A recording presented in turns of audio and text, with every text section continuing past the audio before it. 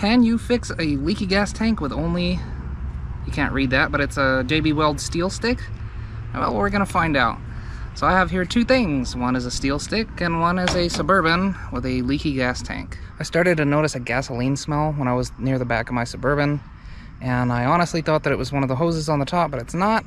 It turns out that the very bottom of the tank has a crack or pinhole or something in it. As you can see, the fuel moves quite quickly whenever wiped. And I guess our plan of attack is going to be, I'm going to mix this up and we're going to wipe that and immediately put the steel stick on there.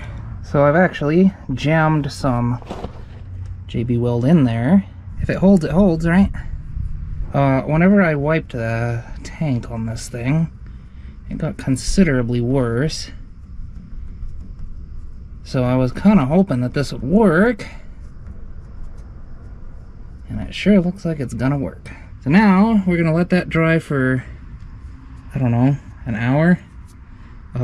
Get some acetone on my hands and get this off. And come back. That looks good. Now I can clean up the space around it. There's no leaks there. This is not a permanent repair. Not intended to be a permanent repair. I just need a little more time before I swap this to a 40-gallon tank.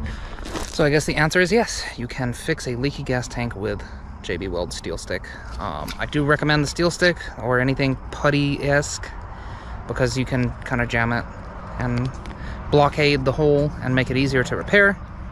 If you enjoyed the video, if it was useful, consider checking out the rest of the channel. I actually go camping in this big guy quite a bit, fix it up, and I have another project truck I work on too. As usual, you be good while I'm gone. I'll see you next time. Have a good week.